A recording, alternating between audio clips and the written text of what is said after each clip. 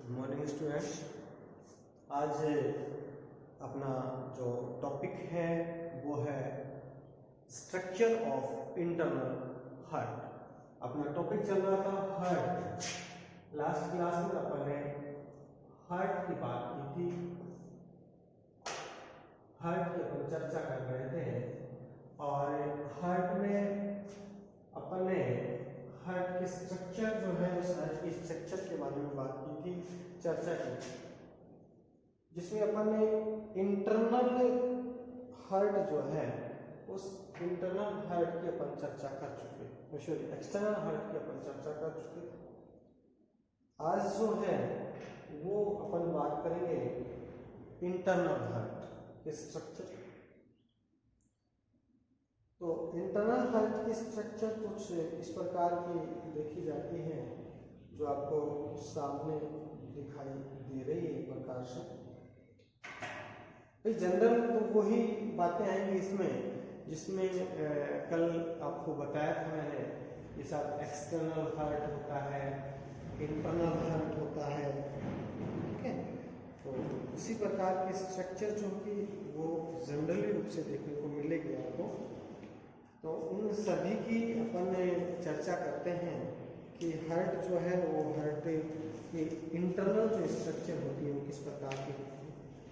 वैसे तो आप सभी को पता होगा और मैंने आपको बताया भी था कि हार्ट जो है वो पेशियों से बना होता है और पेशियों से बना हार्ट होता है, इसी कारण इसको अपन मायोजेनिक हार्ट जो है वो भी अपन कहते हैं। और हार्ट है तो ये जैसे कहा कि साहब ये मायोजेनिक होता है हार्ट के बात की जाए तो मनुष्य का जो हार्ट होता है वो किस प्रकार का होता है, वो मायोजेनिक प्रकार का होता है। किस प्रकार का होता है? मायोजेनिक प्रकार का होता है। मायोजेनिक का मतलब होता है कि किससे बना होता है? मसल्स बने, उस मसल से मिलकर ये बना होता है। अब कौन सी मसल से मिलकर बना होता है? मसल्स की अपन बात करते हैं तो मसल्स भी कई प्रकार की होती है, ठीक है। जैसे कहें तो रेखित पेशियां होती हैं, रेखित पेशियां होती हैं, या जनरली रूप से बात करें तो स्मूथ मसल्स जिसको अपन चिकनी पेशियां कहते हैं, एक स्केलेटल मसल्स होती है जिसे कंकाली पेशियां कहते हैं, और एक हृदय पेशियां होती है, कार्डियक मसल्स होती हैं। तीन प्रकार की जनरली रूप से मसल्स देखी जाती हैं। एक की अपन बात करते हैं तो स्मूथ मसल्स चिकनी पेशियां होती हैं जो कि अपने जो विसरल जो ऑर्गन्स होते हैं वहां पर पाई जाती हैं।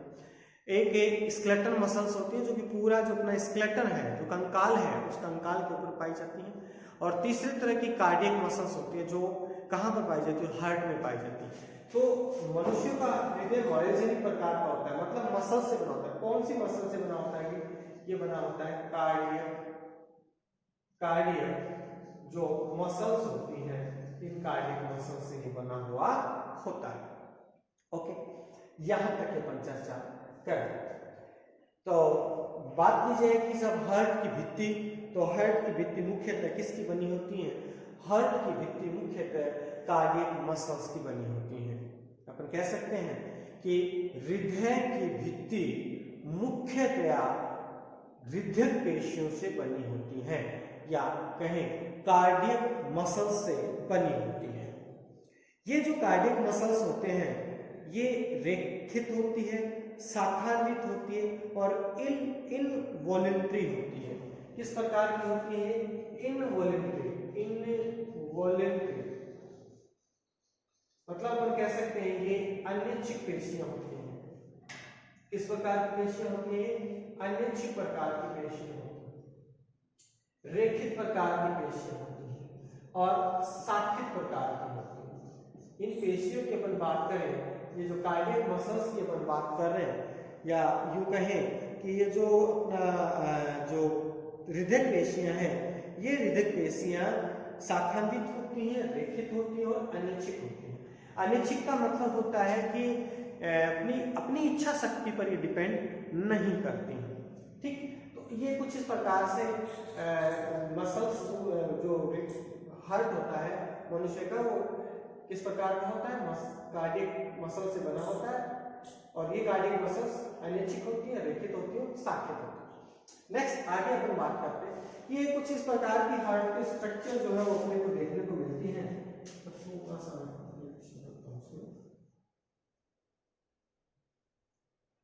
जिसकी अपन बात करें तो अपने को ये आलिंद और निलय की अपन बात करें तो आलिंद और निलय इसके अंदर पाए जाएंगे।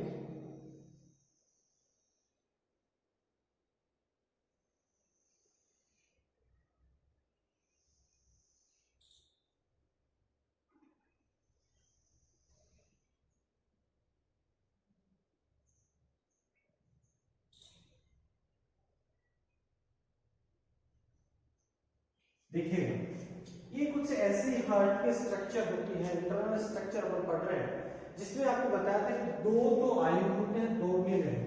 मनुष्य का जो हृदय होता है वो 4 कोशिकीय होता है, जिसमें दो तो आलिंद होते हैं।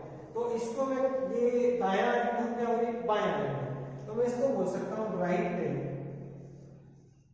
ऑरिकुलर बोल सकते हैं इसको, या अपन कह सकते हैं कि ये दायां आलिंद। और इसी प्रकार इसकी अपन बात करें तो ये हो गया लेफ्ट ऑरिकुलर,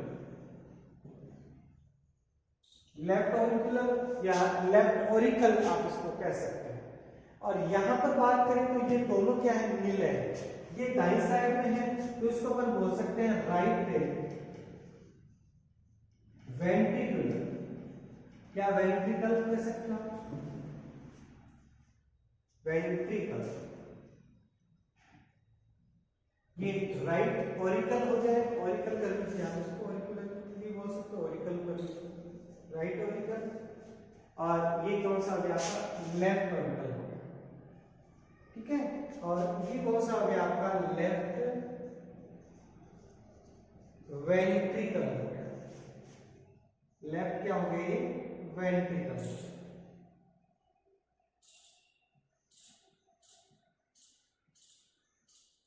ये लेफ्ट वेंट्रिकल। तो ये इस प्रकार की जो संरचना है वो अपने को देखने को मिलती है। दूसरी बात करें, ये जो निलय है, इन निलय को दो भागों में सेपरेट करने का काम करता है। सेपरेट मतलब इनको अलग अलग करने का काम करता है।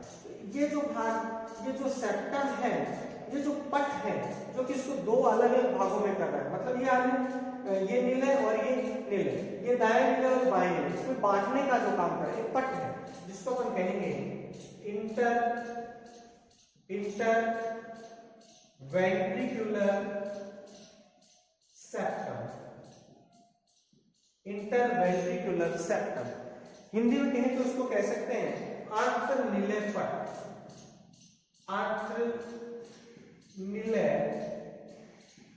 पट इसको कहा जा सकता है, हिंदी में इसको अपन आंत्र निलय पट कह सकते हैं। और उसी प्रकार से यहाँ पर ये जो इसको सेपरेट करने की अपन बात करें तो यहाँ पर एक पट पाया जाता है, जिसको अपन कहते हैं इंटर ऑरिकुलर सेप्टम, जिसको अपन हिंदी में कह सकते हैं आंत्र आलिंद पट। क्या कहते हैं, आंत्र आलिंद पट। मतलब कहें कि आलिंद जो है उससे आलिंद, दो आलिंदों के बीच में पाया जाने वाला पट, दोनों आलिंदों को अलग अलग करने वाला जो पट होगा उसको अपन क्या कहेंगे, इंटर ऑरिकुलर सेप्टम कहते हैं। ओके, ये दोनों आलिंद हो गए। आलिंद का काम मैंने आपको बताया था, आलिंद का काम है ब्लड को कलेक्ट करना। ये कौन सा आलिंद है, ये है दायां आलिंद, और ये कौन सा है, ये है बायां आलिंद। दायां आलिंद क्या काम करता है, ब्लड को कलेक्ट करता है। कौन से ब्लड को कलेक्ट करेगा, क्योंकि दायां है मतलब अशुद्ध रक्त है, अशुद्ध रक्त को कहां से कलेक्ट करेगा, बॉडी से कलेक्ट करेगा। तो यहां पर लाने का काम करता है इंफीरियर और सुपीरियर वेना केवल, ठीक है। अग्र और पश्चिम महाशिरा जो है वो क्या काम करेगी, यहाँ पर ब्लड लाने का काम करेगी, ये यहाँ पर ब्लड लेकर आने का काम करेगी। इसमें इस आलिंद में, या कहें कि जो दायां आलिंद है, इस दाएं आलिंद में ब्लड को लाने का जो काम होगा वो कौन करेगा? इंफीरियर वेना के बाद सुपीरियर वेना, अग्र महाशिरा और पश्च महाशिरा इसके अंदर ब्लड लेकर है। ठीक है, अब बात आती है इस आलिंद। ये आलिंद किस प्रकार का है? ये बायां आलिंद है। बाएं आलिंद में ब्लड कहां से आता है? बाएं आलिंद में ब्लड, क्योंकि बायां आलिंद है और बाएं भाग में शुद्ध ब्लड आता है। शुद्ध ब्लड कहां से आएगा? लंग्स से आएगा। लंग्स से शुद्ध ब्लड लाती है, तो लंग्स से जुड़ी हुई है, मतलब पल्मोनरी। शुद्ध ब्लड किस में आता है? धमनी में। लेकिन मैंने एक अपवाद बताया था, क्या? पल्मोनरी की बात करें, पल्मोनरी वेन की बात करें, ठीक है, तो ये या पल्मोनरी अरोटा की जहां पर अपन बात कर रहे हैं, तो पल्मोनरी अरोटा जो है तो कहां खुल रहा है? इसमें खुल रहा है। इस भाग की अपन बात करें तो पल्मोनरी वेन, वो क्या काम करेगी? यहाँ पर शुद्ध रक्त को लेकर आने का काम करेगी। ठीक है, तो ये आलिंद हो गया। अब बात करते हैं कि सब आलिंद तो हो गया, आलिंद में ब्लड आ गया। अब आलिंद से ब्लड कहाँ जाएगा? नीले में। तो आलिंद से ब्लड जब नीले में जाता है, कब जाता है? जब आलिंद में संकुचन हो, वाल्व खुले हो। मैंने आपसे बताया था कि आलिंद की पर बात करते हैं तो आलिंद से ब्लड कहाँ जाएगा? नीले में। यहाँ पर हम बात करते हैं आलिंद से ब्लड कहाँ जाएगा? नीले में जाएगा। ठीक है, तो यहाँ पर वाल्व पाए जाते हैं। कौन से वाल्व? ये भाग कौन सा है? दायां भाग। यहाँ पर ये जो वाल्व पाया जाएगा इसको कहा जाता है ट्राइकस्पिड वाल्व। हिंदी में इसको द्विवलन कपाट भी कहा जाता है। द्विवलन कपाट भी आप इसको कह सकते हैं। द्विवलन कपाट इसको कहते हैं। द्विवलन कपाट कहां पाया जाता है? आलिंद और नीले के बीच में। आलिंद और नीले जहां पर मिल रहे हैं वहां पर उस सेप्टम में पाया जाता है। दाईं साइड में होता है वो ट्राइकस्पिड। तो जैसे ही ट्राइकस्पिड वाल्व खुलेगा, ब्लड जो होगा वो आलिंद से कहां चला जाएगा? नीले में चला जाएगा। सेम इसी प्रकार से अगर बाईं साइड की बात की जाए तो बाईं साइड में भी वाल्व होता है जिसको क्या कहा जाता है? मैंने बताया था बाई मतलब बाइकस्पिड वाल्व।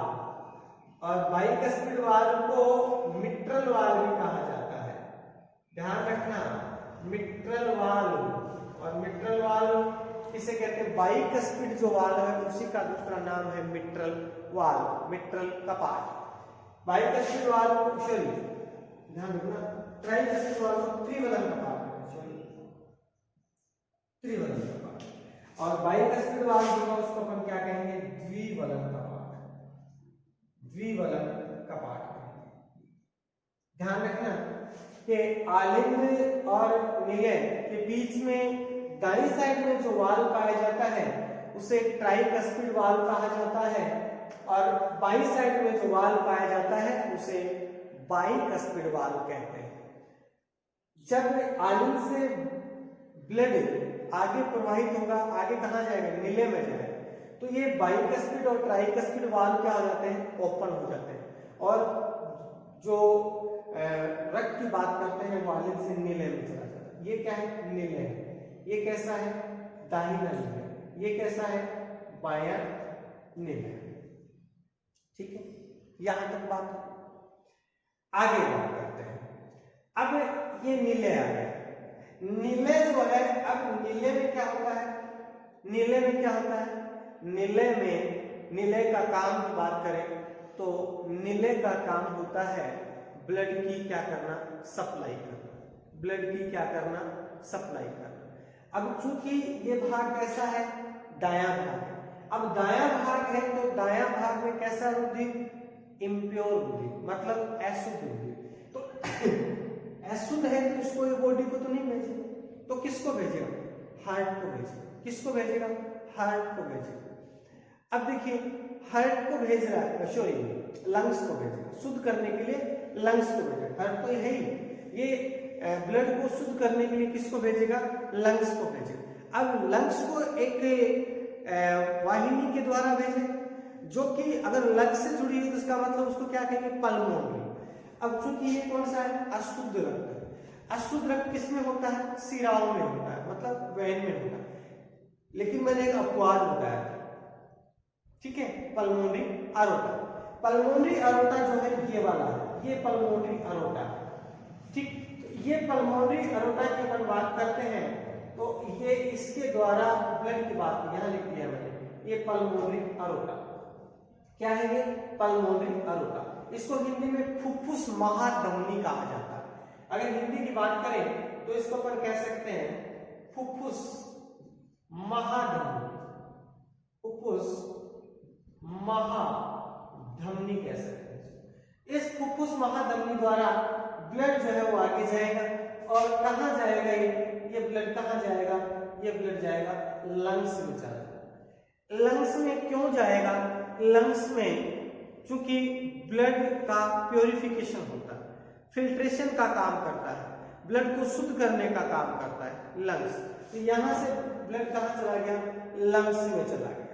कहां चला गया, लंग्स में चला गया शुद्ध होने के लिए। और फिर लंग्स में शुद्ध होने के बाद पल्मोनरी वेन के द्वारा ये कहां जाता है, कहां जाता है, दाहिने आलिंग में आ जाता है। अब बात आती है बाएं नीले। बायां नीले जो होता है वो भी क्या काम करेगा, ब्लड की सप्लाई करेगा। क्या काम करेगा, ब्लड की सप्लाई करेगा। अब ये ब्लड को किसको भेजेगा, क्योंकि ये कैसा भाग है, बायां भाग। बाएं भाग में कैसा रक्त होता है, बाएं भाग में शुद्ध रक्त होता है। शुद्ध रक्त को कहां भेजेगा, बॉडी को भेजेगा। तो यहां से शुद्ध रक्त निकलेगा, ये देखिए यहां से जाएगा, ये यहां से ब्लड जो है वो जाएगा और कहां जाएगा, ये देखिए इसमें जाएगा। ये क्या है, सिस्टेमिक अरोटा है, सिस्टेमिक अरोटा, गिरवा महाधमनी चाप इसको कहते हैं। इसके द्वारा ये कहां चला जाएगा, कहां चला जाएगा, ये बॉडी के अंदर चला जाएगा। बॉडी के शरीर के विभिन्न जो पार्ट हैं उन शरीर के विभिन्न पार्ट में ब्लड चला जाएगा। तो ये जो है वो आपका क्या हो गया, इसकी बात करें तो ये पल्मोनरी अरोटा हो गया, इसकी बात करें तो ये सिस्टेमिक अरोटा हो गया। सिस्टेमिक का मतलब होता है कि विभिन्न जो सिस्टम है अपने शरीर में, विभिन्न तंत्र हैं वहां ब्लड को भेजेगा। और पल्मोनरी का मतलब ये कहां भेजेगा, कहां भेजेगा, लंग्स में भेजेगा, फेफड़ों में भेजेगा। तो यहां पर इन दोनों की अपन बात कर रहे हैं, दोनों जो अरोटा है इनकी अपन बात करें तो इनके यहाँ इनके सिरों पर दो वाल्व पाए जाते हैं जिसको अपन अर्धचंद्राकार वॉल्व बोलते हैं, या कहें सेमीन्यूलर वॉल्व बोलते हैं। सेमीन्यूलर वॉल्व या कहा जाए अर्धचंद्राकार वाल्व, अर्धचंद्राकार वाल्व पाए जाते हैं। क्या पाए जाते हैं, अर्धचंद्राकार वाल्व पाए जाते हैं। कहां पर, ये अरोटा जो है अरोटा के सरफेस पर। जब इनमें संकुचन होगा तो ये वाल्व खुल जाएंगे, नीले में संकुचन होगा तो ये अर्धचंद्राकार वाल्व खुल जाएंगे, यहां से ब्लड आगे पंप हो जाएगा, आगे चला जाएगा। ठीक है, तो ये बात है। यहाँ पर चार वाल्व की बात हो गई। ट्राइकस्पिड वाल्व जो दाईं साइड में होता है, आलिंद और नीले जहां मिलेंगे उस सरफेस एरिया पर होता है। इसकी बात करते हैं बाइकस्पिड की, ये बाई साइड में होता है, आलिंद नीले दीवार पर होता है। सेमीन्यूलर वाल्व की बात करें अर्धचंद्राकार, ये इन अरोटा के सरफेस पर होते हैं, नीले में पाए जाते हैं। अब देखिए आलिंद के बीच की दीवार आंतर आलिंद पर, नीले के बीच की दीवार आंतर नीले पर। अब ये आलिंद और नीले जो है इनके बीच में भी एक दीवार पाई जाती है। आलिंद के ऊपर वाले दोनों आलिंद होंगे, नीचे वाले, इन दोनों के मध्य में जो दीवार पाई जा रही है उसको कहा जाता है आलिंद नीले पर कह सकते हैं ऑरिकुलर वेंट्रिकुलर सेप्टम। ये यहाँ पर जो दीवार पाई जाएगी इसको बोलते हैं ऑरिकुलर वेंट्रिकुलर सेप्टम। हिंदी में कहें तो आलिंद नीले पट कौन सा है, ये है आलिंद नीले पट। मतलब कहें कि आलिंद और नीले को जो अलग अलग कर रहा है, आलिंद और निलय को बांटने का जो काम कर रहा है उसको आंतर निलय पट कहा जाता है। आलिंद आलिंद को बांटने का काम करता है उसको आंतर आलिंद पट, निलय निलय को बांटेगा उसको आंतर निलय पट, और जो आलिंद और निलय को बांटे उसको आलिंद निलय पट कहा जाता है। यहां तक बात हो। अब चर्चा करते हैं अपन आगे। देखिए होता क्या है कि ये जो दायां आलिंद है, इस दाएं आलिंद में यहां पर एक नोड पाया जाता है और इस नोड को कहा जाता है S A node. S A node, ऐसे नोड को पेस मेकर भी कहा जाता है। इसको सिरा आलिंद घुंडी भी कहा जाता है। सिरा आलिंद घुंडी, सिरा आलिंद घुंडी, सिनु ऑरिकुलर नोड इसको कहा जाता है। क्या कहा जाता है? सिनु ऑरिकुलर नोड, सिरा आलिंद घुंडी। यहां से कुछ विशिष्ट प्रकार की तंत्रिकाएं निकली रहती हैं जो कि पूरे इस आलिंद में फैली रहती है। ठीक है, ये इस पर कंट्रोल करने का काम करता है। ये ऐसे नोड क्या काम करते हैं? जब संकुचन छिद्रों की क्रिया पर कंट्रोल कर रहे हैं तो ये जैसे ही क्रियाशील होगा तो ये जो तंतु है वो क्या होगा? खिंच जाएंगे और इसमें संकुचन होगा। इसको मैं डिटेल से अलग से और बताऊंगा। ठीक है, और यहाँ पर इस स्थान विशेष के ऊपर एक नोड पाया जाता है जिसको एवी नोड कहते हैं। एवी नोड, देखिए एवी ऑरिकुलर वेंट्रिकुलर। ठीक है, तो जहां पर ऑरिकुलर वेंट्रिकल मिल रहे हैं वहां पर होता है, इसलिए इसको एवी नोड कहा गया। और इसके पास में यहां पर एक वाल होता है जिसे यूस्टेकियन वाल कहा जाता है। एक वाल पाया जाता है और इस वाल को पर क्या कहते हैं? इस वाल को कहा जाता है यूस्टेकियन वाल। कौन सा वाल होता है? यूस्टेकियन वाल। और यहाँ पर एक थ्रेसियन वाल भी पाया जाता है। मैंने आपको बताया था कि टोटल 6 वाल पाए जाते हैं। ओके, तो इस प्रकार से अपन बात करें कि ब्लड जो है वो ब्लड हार्ट में इस प्रकार से पहले आलिंद में आएगा, आलिंद से निलय में जाएगा और निलय भी ब्लड की सप्लाई करेंगे कि उनको हार्ट को भेजना है, लंग्स को भेजना है या बॉडी के अन्य पार्ट्स को भेजना है। अब देखिए आगे और बात करते हैं। हार्ट के ऊपर जो आवरण पाया जा रहा है उसको अपन पेरिकार्डियम कहते हैं। बाह्य आवरण को पेरिकार्डियम कहते हैं। ठीक है, अंदर जो है वो एपिकार्डियम, बीच में मायोकार्डियम भी होता है। पेरिकार्डियम, मायोकार्डियम और एंडोकार्डियम, ये तीन जो है वो आवरण इसके ऊपर पाए जाते हैं। तो बाह्य आवरण को क्या कहेंगे? एपिकार्डियम कहेंगे, ये पेरिकार्डियम कहेंगे, सॉरी पेरिकार्डियम, फिर मायोकार्डियम और फिर कौन सा होगा? एंडोकार्डियम। इसकी बात भी हमने कर ली। अब देखिए, अब आगे बात करते हैं। देखिए भ्रूणीय अवस्था की जहां अपन बात करते हैं तो भ्रूणीय अवस्था में क्या होता है? ये जो आलिंद है इन दोनों आलिंदों के बीच, जैसे एक जनरली रूप से चर्चा की जाए कि आलिंदों के बीच में क्या पाया जाता है? आलिंदों के बीच में एक पट पाया जाता है जिसे अपन क्या कहते हैं? जिसे अपन आलिंद निलय पट कहते हैं। अब देखिए मैं आपको बताता हूं,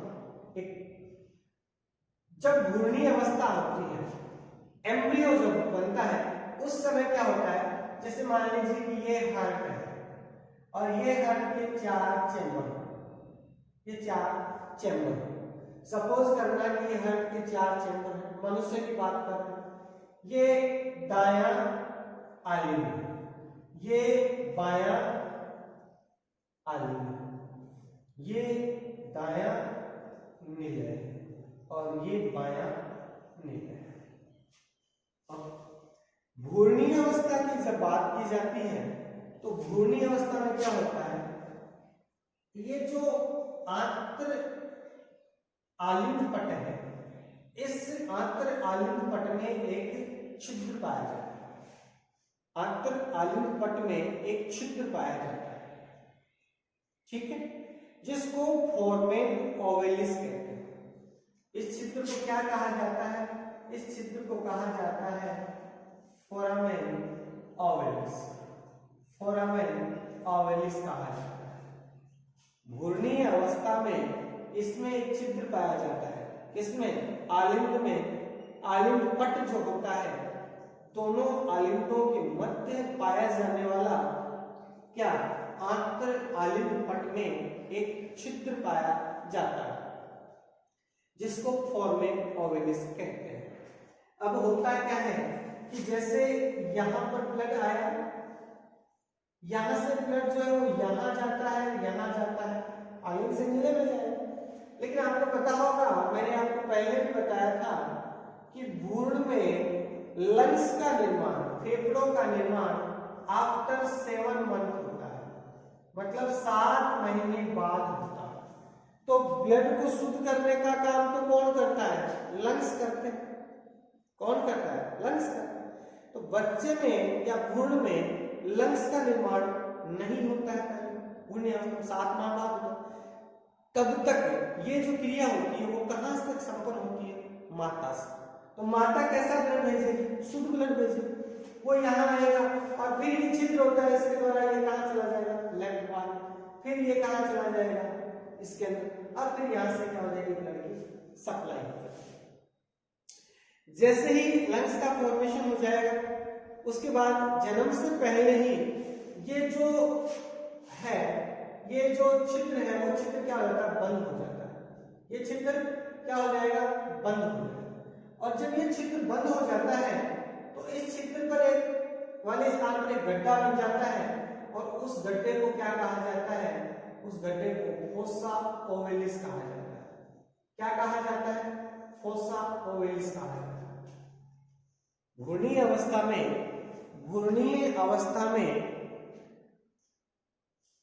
भ्रूण में आंत्र आलिंद पट में एक छिद्र पाया जाता है जिसे फोरामेन ओवलिस कहा जाता है। लेकिन जब बच्चे का जन्म होता है तब ये फोरामेन ओवलिस बंद हो जाता है और इस छिद्र के स्थान पर एक गड्ढा बन जाता है जिसे फोसा ओवलिस कहते हैं। भाई जैसे मान लीजिए कोई दीवार है और दीवार में कोई छेद है, अब आपको उसको बंद करना है। बंद करोगे तो आप उसको ऑटोमेटिकली रूप से आपको अलग से वो दिखाई देने लग जाएगा कि साहब यहाँ पर कोई ना कोई इस छिद्र को बाद में बंद किया गया, कोई गड्ढा सा रह जाता है जिसको क्या कहा जाता है? जिसे फोसा ओवलिस कहा जाता है। क्या कहेंगे? फोसा ओवलिस कहेंगे। यहाँ पर इंटरनल स्ट्रक्चर बात कर रहे हैं, इंटरनल स्ट्रक्चर ऑफ हार्ट।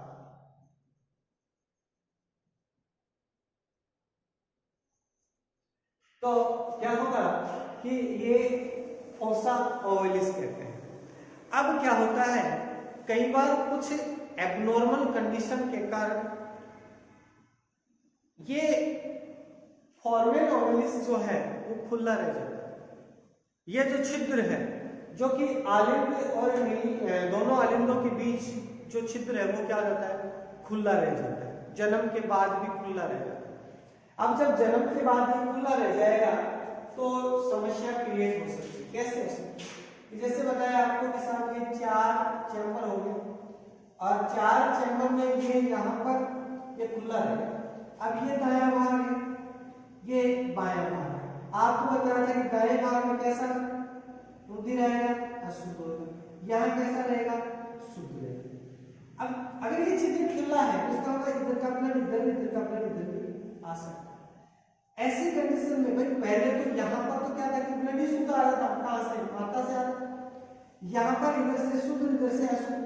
तो ये शुद्ध और अशुद्ध मतलब प्योर और इम्प्योर ब्लड, या अपन ये कहें कि ऑक्सीजनित और अनऑक्सीजनित रुधिर, ऑक्सीजनेटेड और डीऑक्सीजनेटेड ब्लड आपस में क्या हो जाएंगे? मिक्सअप हो जाएंगे, आपस में मिक्सअप हो जाएंगे, आपस में मिल जाएंगे। तो शुद्ध और अशुद्ध रुधिर जो होगा वो मिलने पर वो जो बच्चा पैदा होगा वो नीले कलर का होगा जिसको ब्लू बेबी कहा जाता है। ब्लू बेबी, क्या कहेंगे, ब्लू बेबी कहा जाता है। ठीक है, और ये जो बीमारी होती है इसे साइनोसिस कहा जाता है। क्या कहेंगे, साइनोसिस कहा जाता है, साइनोसिस कहा जाता है। तो शुद्ध और अशुद्ध रक्त के मिलने के कारण बॉडी का कलर, बच्चे की जो बॉडी का कलर जो होगा वो नीला हो जाता है, और ऐसी असामान्यता को साइनोसिस कहा जाता है। क्या कहा जाता है, साइनोसिस। अब ये जो बच्चा इस प्रकार का, उसके बाद में इसका ऑपरेशन वगैरह करके या तो उसको बंद, कई वो कहते हैं साहब दिल में छेद वगैरह ऐसी कंडीशन, या फिर अगर ऐसा नहीं हुआ तो बच्चे की डेथ भी हो सकती है, क्योंकि शुद्ध और अशुद्ध रक्त मिल जाएगा तो ऐसी स्थिति जो है उत्पन्न हो सकती है। ठीक है, तो अपन ये कह सकते हैं कि आलिंदों की दीवार नीलों से क्या होती है, पतली होती है, क्योंकि नीले की दीवार तो मैंने पहले ही बताया था कि नीले की दीवार मोटी होती है। क्यों होती है, क्योंकि नीले को पंप करना पड़ता है, क्योंकि नीले की अपन बात करते हैं तो नीले को पंप करना पड़ता है, और जब वो पंप करेगा तो इसका मतलब उसको थोड़ा ज्यादा वर्क करना पड़ता है, प्रेशर लगाना पड़ता है, इसलिए इसकी दीवार जो है वो मोटी होती है। और आलिंद की दीवार की बात करें तो आलिंद की जो दीवार होती है वो पतली होती है, और दोनों आलिंदों को विभाजित करने वाली एक इंटर ऑरिकुलर सेप्टम पाया जाता है। दोनों आलिंद को विभाजित करने वाला एक सेप्टम पाया जाता है, एक पट पाया जाता है, जिसे इंटर एट्रियल सेप्टम या इंटर ऑरिकुलर सेप्टम कहा जाता है। ठीक है, कई बार घूर्णी अवस्था की बात करें तो घूर्णी अवस्था में इन आंतर आलिंद पट में एक छिद्र पाया जाता है जिसे फोरमेन ओवलिस कहा जाता है, जो कि लंग्स के क्रियाशील होने पर बंद हो जाता है। मैंने अभी बताया आपको कि लंग्स का निर्माण आफ्टर 7 मंथ होता है, बच्चे में भ्रूण में 7 महीने बाद होता है। जैसे ही लंग्स जो है वो एक्टिव हो जाएंगे वैसे ही ये फोरमेन ओवलिस है वो बंद हो जाएगा और उस स्थान पर एक गड्ढा बन जाएगा जिसे फोसा ओवलिस अपन कह सकते हैं। ठीक है, फोसा ओवलिस के पास में ही एक वाल पाया जाता है जिसे यूस्टेकियन वॉल भी अपन कह सकते हैं। ओके, बाएं आलिंद की बात करें तो बाएं आलिंद की दीवार में लंग्स से ऑक्सीजनेटेड ब्लड ले जाने वाली पल्मोनरी वेन खुलती है। दाएं आलिंद में SA नोड या जिसको पेसमेकर कहते हैं वो भी पाया जाता है और इससे अनेक महीन पेशीय तंतु निकलते हैं जो कि आलिंद की संपूर्ण दीवार में फैल जाते हैं। आलिंद की संपूर्ण दीवार देखिए यहाँ पर, आलिंद की संपूर्ण दीवार में ये क्या होते हैं, यहाँ से फैल जाते हैं। SA जो नोड है जिसको पेसमेकर कह रहे हैं, इस पेसमेकर से कुछ सूक्ष्म फाइबर्स जो है वो निकलेंगे और ये पूरे आलिंद की दीवार में फैल जाते हैं, जिससे कि आलिंद में संकुचन की जो क्रिया है वो संपन्न होती है। आलिंदों में संकुचन करने का काम ये करते हैं। इसी प्रकार मैंने बताया आपको कि इसमें एक यहाँ पर AV नोड भी पाया जाता है जो कि आंतर आलिंद पट के आधार पर, ये जो आंतर आलिंद पट है इसके आधार पर यहाँ पर जहां आलिंद और नीले दोनों जुड़ रहे हैं तो आंतर आलिंद पट के आधार पर दाएं आलिंद की ओर स्थित होता है। यहाँ की बात करें ये कौन सा आलिंद है, दायां आलिंद, दाएं आलिंद की ओर स्थित होते हैं। AV नोड से एक जोड़ी विशिष्ट पेशियों का समूह निकलता है जो आंतर नीले पट में बढ़ जाता है, यहां से निकलेगा और ये आंतर जो नीले पट है इसके अंदर ये क्या होगा, चला जाएगा। ठीक है, चला जाएगा और फिर नीले की जो दीवार है उस नीले की दीवार में फैल जाएगा। तो ये जो तंतुक होते हैं, इन तंतुकों को कहा जाता है फाइबर ऑफ पुरकंजे। इन तंतुओं को क्या कहेंगे अपन? फाइबर्स ऑफ पुरकिंजे, मतलब पुरकिंजे के फाइबर कहा जाएगा। क्या कहा जाएगा? ये जो तंतु यहां से निकलेंगे, कहां से निकल रहे हैं? ए बी नोड से निकल रहे हैं, ठीक, ऑरिकुलर वेंट्रिकुलर नोड से निकल रहे हैं। तो ये पहले कहां फैलेंगे? आंत्र नीले पट में, और उसके बाद नीले की दीवार में ये फैल जाएंगे। तो इन फाइबर्स को क्या कहा जाता है? इन फाइबर्स को क्या कहा जाएगा? इन फाइबर्स को कहा जाएगा क्या? पुरकिंजे फाइबर्स। क्या कहा जाएगा? पुरकिंजे फाइबर्स कहा जाएगा। इन फाइबर्स को क्या कहा जाएगा? पुरकिंजे फाइबर्स कहा जाएगा, ठीक है। यहां से इस प्रकार से फाइबर्स जो है वो निकलते हैं, और ये जो समूह होगा उस समूह को क्या कहा जाएगा? बंडल ऑफ हिज कहा जाएगा। इस प्रकार से पूरी बॉडी जो है उस पूरी बॉडी के अंदर फैले रहते हैं, सॉरी पूरी बॉडी के नीले, पूरे नीले की जो दीवार है वहां तक ये फैले रहते हैं। यहाँ से जो तंतु निकले उनको पुरकिंजे फाइबर्स बोलेंगे, और ये जो ग्रुप होता है उसको अपन क्या कहेंगे? बंडल ऑफ हिज कहेंगे। क्या कहेंगे? बंडल ऑफ हिज कहा जाएगा। हिज के बंडल आप इसको कह सकते हैं, ठीक। तो अपन कह सकते हैं कि दायां आलिम सॉरी नीले की अपन बात करें कि जो दायां नीले और बायां नीले होगा, इनके मध्य में एक जो सेप्टम पाया जाएगा, जिसको अपन क्या कहेंगे? आंत्र नीले पट, उसको अपन कह सकते हैं। और ये यहां से कुछ विशेष प्रकार के तंतुक निकलेंगे जो कि नीले की भीतरी दीवार पर स्थित होते हैं और पेशी स्तंभों से जुड़े रहते हैं, जिसे कॉर्डी टेंडिनी कहा जाता है, कंडरा रज्जु कहा जाता है।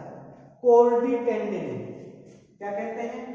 कॉर्डी टेंडिनी कहा जाता है, कॉर्डी टेंडिनी कहा जाता है। हिंदी में कहें तो कंडरा रज्जु कहते हैं, कंडरा रज्जु कहते हैं। और इन कंडरा रज्जुओं से कुछ विशेष तंत्रिकाएं यहां तक पहुंचती है। कहां तक? ये जो वाल्व है, इन वाल्व तक पहुंचती है, और ये वाल्व को क्या करती है? खींचने का काम करती है, बाइकस्पिड और ट्राइकस्पिड। तो इसको खोलने का काम, तो इनको जैसे ही संकुचन होगा तो ये खुल जाएंगे। तो ये दोनों ही जो है वो ब्लड को आलिंद में से नीले में लाने का काम करती है।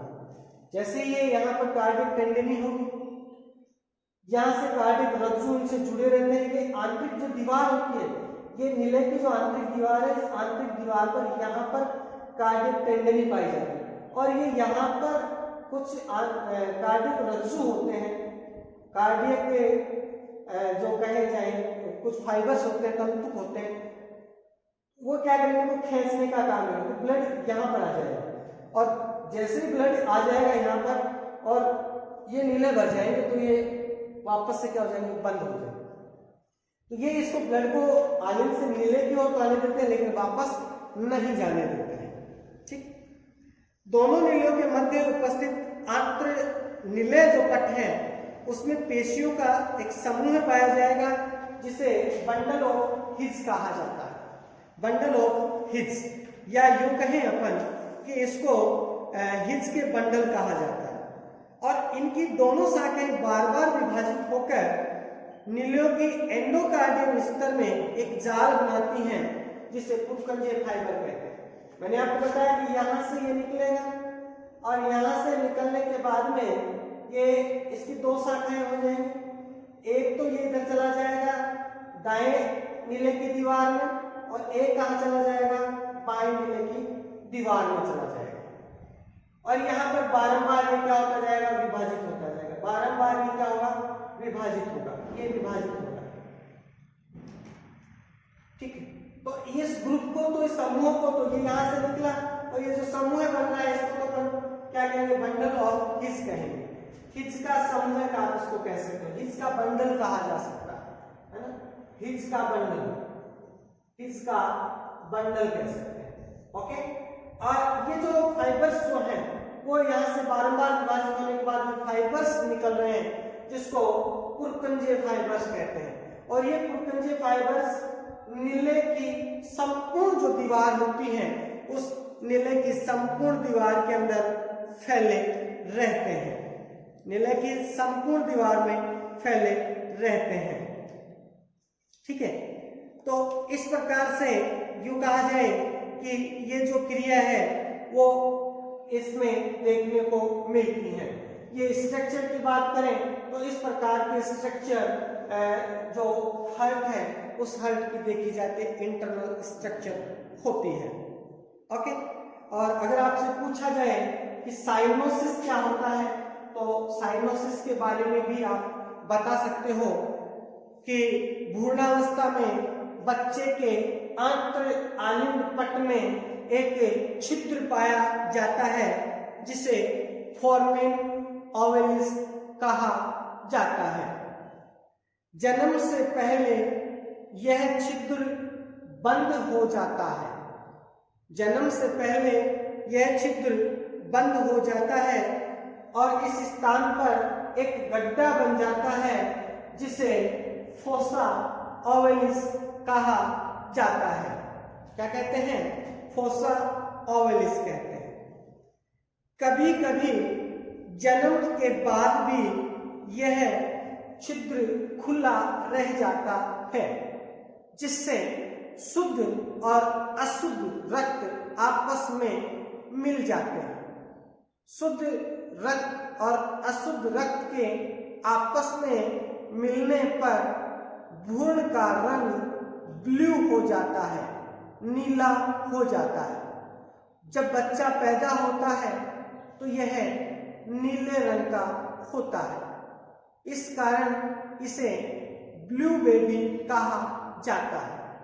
और ये जो असामान्यता होती है इसे साइनोसिस कहा जाता है। क्या कहेंगे? साइनोसिस कहा जाता है। ठीक है, तो ये बात की अपन ने साइनोसिस की। ओके, ब्लू बेबी जिसको अपन कह रहे हैं या साइनोसिस कह रहे हैं उसकी बात अपन ने कर रहे हैं।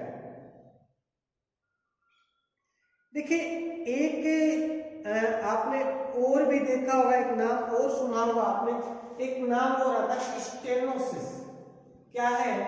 स्टेनोसिस।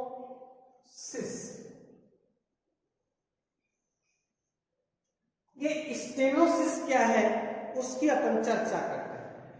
देखिए, मैंने अभी आपको बताया है कि यहाँ पर दाईं साइड में ट्राइकस्पिड वाल्व होता है, बाईं साइड में बाइकस्पिड वाल्व होता है, और बाइकस्पिड वाल्व का दूसरा नाम मिट्रल वाल्व भी होता है। ये बंद होते रहते हैं, खुलते रहते हैं। आपको ध्यान हो तो मैंने लास्ट क्लास में आपसे चर्चा की थी और वहां पर मैंने आपको ये भी बताया था कि 4 वॉल्व तो ऐसे हैं जो कि ओपन होते हैं और क्लोज होते हैं, लेकिन 2 वाल्व ऐसे हैं जो कभी भी क्लोज नहीं होते, यूस्टेकियन और थीवेसियन, ये बंद नहीं होते। लेकिन बाइकस्पिड, ट्राइकस्पिड और 2 अर्धचंद्राकार वाल्व की बात करें तो ये क्या होते हैं? बंद होते हैं और खुलते रहते हैं।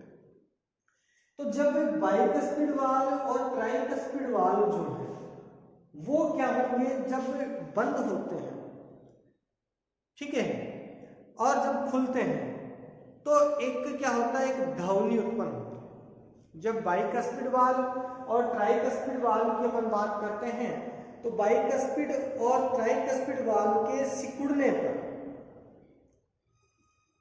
या ये कहा जाए कि जब बाइकस्पिड वाल्व और ट्राइकस्पिड वाल्व सिकुड़ने लगेंगे तो कभी कभी ऐसा देखा जाता है कि ये वाल्व थोड़े छोटे हो जाते हैं जिससे ये पूरी तरह से बंद नहीं हो पाता।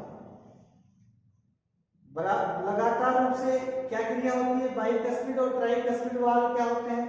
सिकुड़ते रहते हैं, और लगातार यह सिकुड़ने शीतलन की क्रिया के कारण कई बार ऐसा देखा जाता है कि ये वाल्व ज्यादा सिकुड़ जाते हैं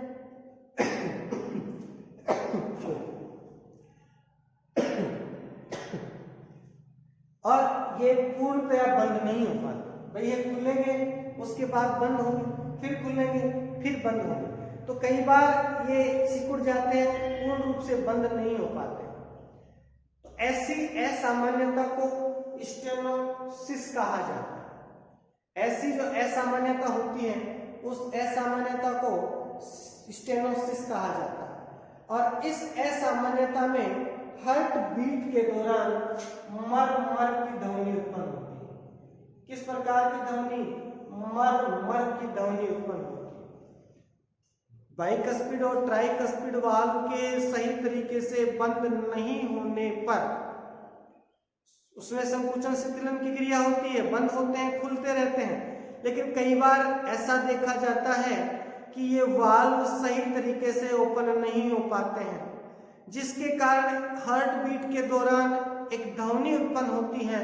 वो ध्वनि मर मर, इस प्रकार की ध्वनि आती है, मर मर की ध्वनि उत्पन्न होती है। ऐसी असामान्यता को स्टेनोसिस कहा जाता है। तो बात कर ली अपन ने स्टेनोसिस की और बात की अपन ने साइनोसिस की। ओके, दोनों अलग अलग चीजें हैं, साइनोसिस अलग है, स्टेनोसिस अलग है। ठीक, तो इस प्रकार ये अपन ने जो जितनी बातें की हैं वो सारी की सारी बातें अपन ने की हैं किससे संबंधित? अपन ने की है ये इंटरनल जो हार्ट है उस इंटरनल हार्ट से संबंधित अपन ने बातें यहाँ पर की हैं।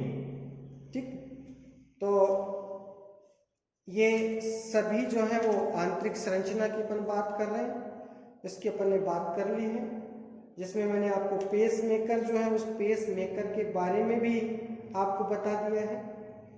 ठीक, और पेस मेकर की बात करें तो पेस मेकर में मैंने आपको बताया था कि एवी नोड को भी पेस मेकर कहा जाता है, लेकिन उसको पेस मेकर सेकेंड कहा जाता है। क्या कहते हैं उसको? पेस मेकर सेकेंड कहते हैं।